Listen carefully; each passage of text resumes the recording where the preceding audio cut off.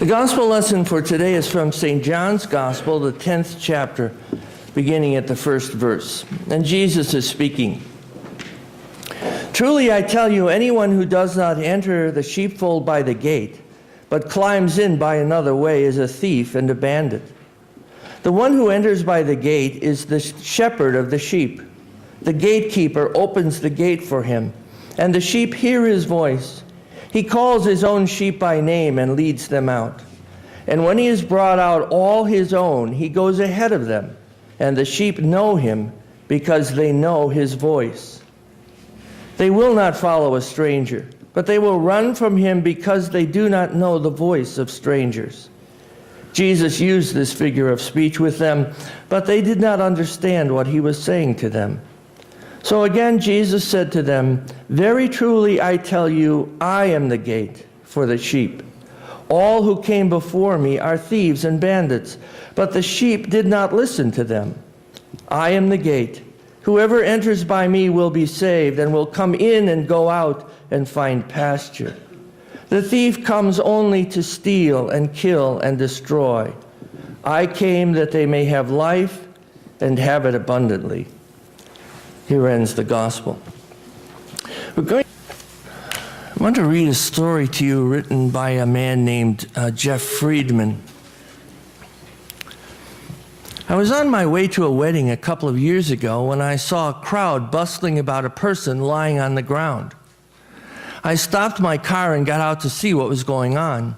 There was a woman lying on the ground, her fists clenched as if she were holding on for dear life. It turned out that she was one of the 4 women who had been stabbed by an Arab in the Kiryat Hayovel neighborhood of Jerusalem. The medic was at her side trying to resuscitate her. It was the first time in my life that I actually saw someone struggling, literally holding on to life and gradually slipping away into death. I forgot about the wedding and sat down beside her, holding her, being with her. There was nothing I could do for her but that. The medic was doing his best. But I felt as if I had been summoned to stay with her. As I held her, I became very aware of this woman, of life slowly but surely leaving this world. The gleam in her eyes gradually dimmed, and the clenched fists eventually relaxed. I felt that I had accomplished and accompanied her, and that somehow this perfect stranger, whose name I did not even know, whom I had never met before, this perfect stranger was no longer a stranger. At that moment, I felt closer to her than anyone I had ever known.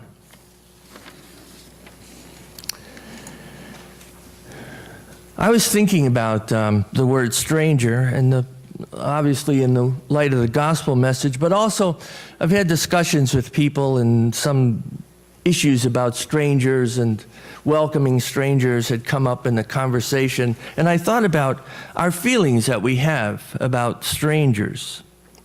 One time we had a cabaret here, and I think it was Joy who sang the song, "You will see a stranger across a crowded room." That's from South Pacific. That's the Hollywood view of things, of course. Some of that probably has happened, maybe even to you, but it doesn't often happen. And when we're kids, remember, we were told don't talk to strangers. So the stranger is already set up as someone who is maybe not trustworthy. We'd say sometimes truth is stranger than fiction. We use the word in another way. Some of you have told me some of your family stories, and I always have that feeling about truth being stranger than fiction. Some of the stories, and I've told you some of mine, you can't make that up. It has to be. It has to be true. And when you go somewhere and you are the stranger, that's a very odd feeling, isn't it? Walking into some place and you don't think you know anybody, and you try to at least find a friendly face. it's funny how people can make those connections. You can go in a place and kind of move over next to a person and start talking because there's something about that person that you think will allow you to make a connection. And if you had to write it down, you probably couldn't even write it down.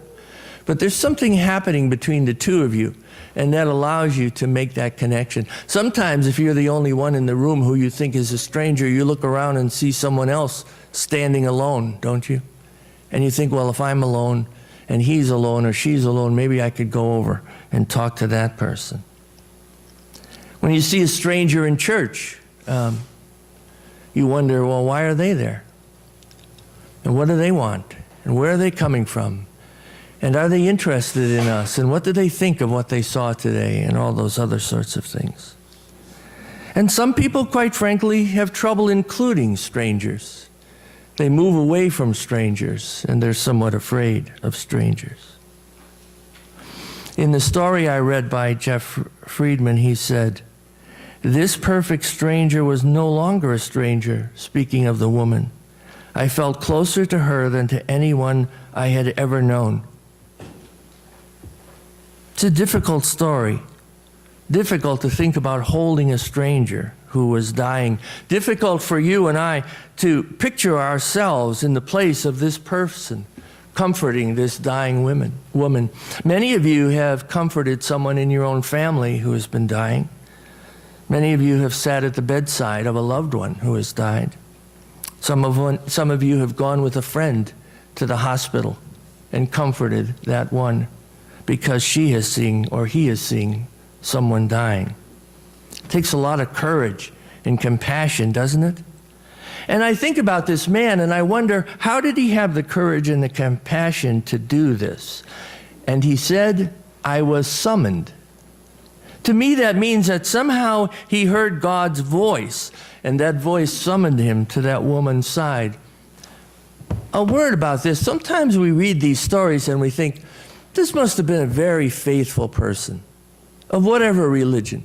But he must have been a very faithful person. I don't believe that's always true, because I think God summons who God will summon to the cause. Summon to be a healer or someone who would accompany this person on their last journey. And God, it doesn't have to be a person of faith. God calls who God wants to call to these situations. And sometimes faith follows, and sometimes it doesn't. But that person is God's messenger if they answer that summons. Jesus talked about voices too, not only strangers, but voices that we can recognize. Our problem, I think, is that we have so many voices in our lives today. And those voices say, play it safe. Part of this epidemic that's going on with the H1N1 flu is that there's a media frenzy about it. Does this bother you?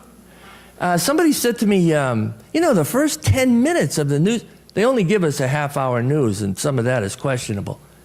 In a half-hour newscast, the first 10 minutes were about the flu.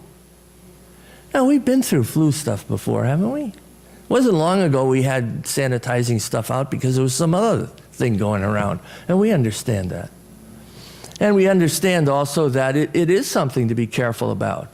And I noticed one of the schools had a bunch of students who had just returned from a trip to Mexico, and they were supposed to be at graduation. And so they sort of separated those kids out because the incubation period, I guess, is 7 days, and they wanted to make sure none of these kids were infected.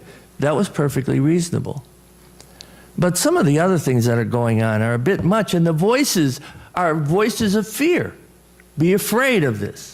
Look out. Bad things can happen. Mind your own business is another voice of fear that we hear.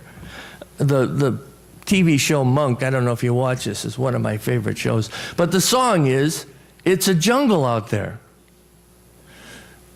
Now, Monk the detective has obsessive compulsive disorder, and so everything scares him. He's afraid of everything. He doesn't walk on cracks in the sidewalk. You remember that when you were a kid, moving around the cracks? And then you get some wise kid and say, "That was your mother's back. That was your father." Anyway, you probably hung around with nice kids. I don't know. So those are the voices we hear in our society, and they are scary voices. And those of you who are raising young children, you hear these voices, and sometimes they are very threatening kinds of voices.